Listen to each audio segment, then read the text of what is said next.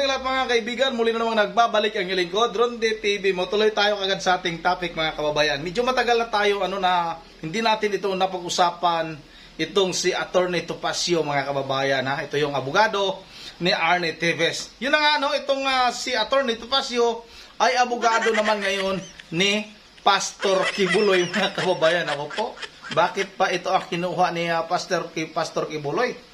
Wala na bang ibang abogado na tingin nila na makapagtanggol kay Pastor Kibuloy mga kababayan? Ako nakikita ko na sa bulang kristal ko na itong si Pastor Kibuloy dahil kinuha niya itong si Attorney Topacio ay malamang magtatago din ito si Pastor Kibuloy mga kababayan. Bakit na Pastor Kibuloy dapat hindi mo ito kinuha itong si Attorney Topacio? Tingnan mo ano nangyari kay Anong nangyari kay Arnie Teves? Di ba nagtatago? Baka maging ganun ka na rin, magtatago ka rin. Kasi nga, sabi ni Idol Bentulpo, itong si Attorney Topacio ay ang abogado na napakawalang kwenta. Hindi ako nagsabi nun mga kababayan Andyan sa programa ni Idol Bentulpo na sinabi talaga ni Idol Bentulpo na itong si Attorney Topacio ay ang abogado na napakawalang kwenta. Mga kababayan. Yun na nga bakit nagtaka tayo, may mga nagsasabi nga dito sa ating YouTube channel, nako, Ronde TV mo si Attorney Topacio ay abogado na naman ngayon ni Kibuloy. Bakit ba, Kibuloy, bakit mo kinuha ito? Baka masarado matuluyang masara yung TV station mo na isiminay. Wag naman sana, kasi maganda naman din yung mga balita dyan sa TV station na isiminay. Pero ang pagkakamali talaga ni Kibuloy ay yung pagkuha lang naman dito kay Attorney Topacio mga kababayan. Ito na nga mga kababayan, huwag na natin itong patagalin. Sabay-sabay na natin itong panoorin. Kinuwestiyon ng kampo ni Apollo Kibuloy ang planong investigasyon ng Senado kaugnay ng mga alegasyong human trafficking at sexual abuse laban sa religious leader. Ayon kay Attorney Ferdinand Topacio, hindi umano dapat sa Senado iniimbestigahan ang issue dahil hindi umano ito magiging patas. Hinamon nito si Senator Risa Hontiveros na idulog sa hukuman ang issue. Ang ginagawa po ni Senator Risa Hontiveros ay isang panlilin lang.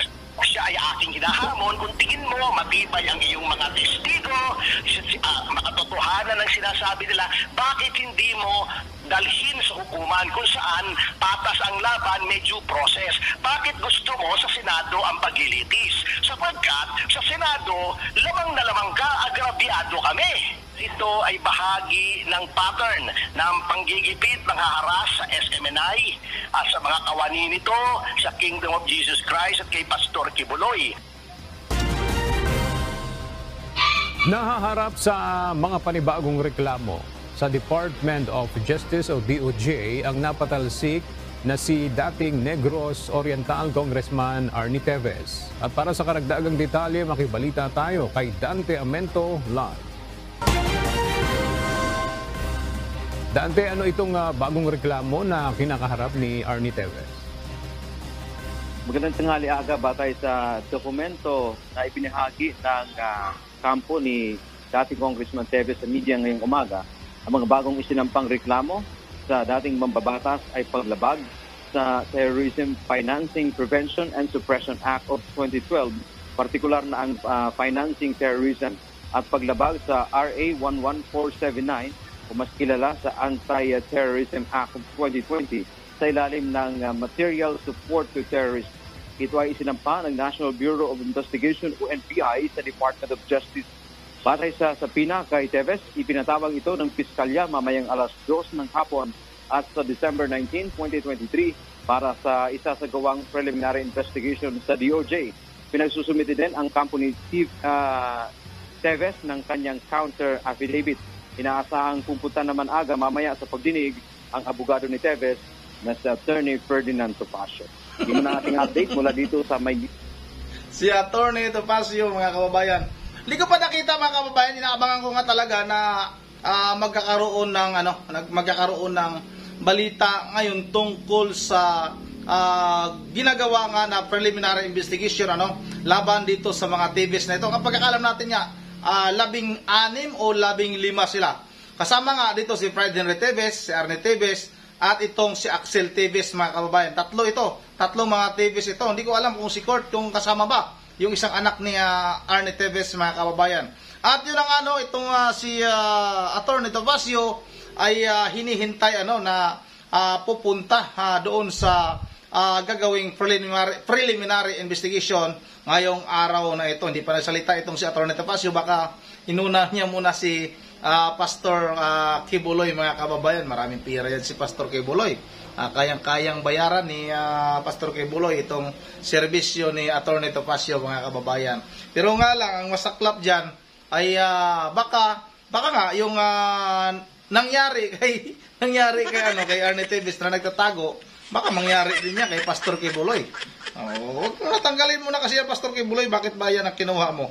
Nasabi ni Idol Bintulpo ay yan yung abogado na napakawalang kwenta. Yun ang mga kababayan, hanggang dito na lang muna. Abangan lang muna natin kung ano ba yung panibagong balita tungkol sa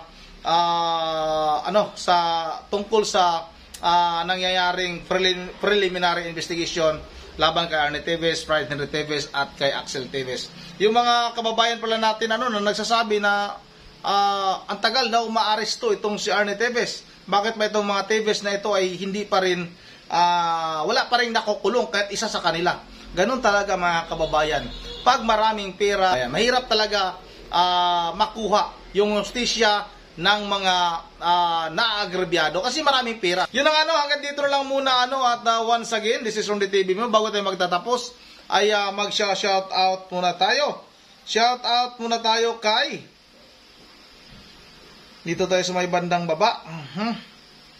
Medyo gabi na naman Shout out kay Florante Buller. Shout out kay Juzo Jr. ng Waglan Obay Bohol. Shout out kay Ma'am Joyce ng Japan. Shout out kay Derek Idio Kalin. Shout out kay Ronald Dirasin. Shout out kay Mary D. Kumito. Rolly Santos, shout out. Overlord Furniture, shout out. Kay Gigi Ramos, shout out. Kay Caroline Kami ng Japan, ma'am, shout out sa iyo, ma'am. Kay Marilo Giray. Kay Akihiro Akiro Hiraki 524, shout out. Gina Reyes, shout out. Leonardo Sabrido, shout out. Renz Abaya, shout out. Kay Jumidis Alas ng Negros Oriental, shout out Kay Shears Flag, shout out sa idol. Marilo Pasya, shout out. Roberto Mabali, shout out. Star Apple, shout out. Marbs Outdoor, shout out. Maria Nina Kasuila, shout out. Gloria Campasa, shout out. Kay Laudino Manis, shout out. Kay Ma'am Bergie Vergel de Dios ng Pulilan, Bulacan. Kay Luciana, shout out. Mercy Fernandez, shout out. Erickson Lagwa, shout out. At kay John Ramirez at kay Danilo at kay Biahirong Guard. Yun ang mga kababayan. Hanggang dito lang muna at once again, this is Ronde TV mo. Ingat ang lahat. God bless bawat isa sa atin.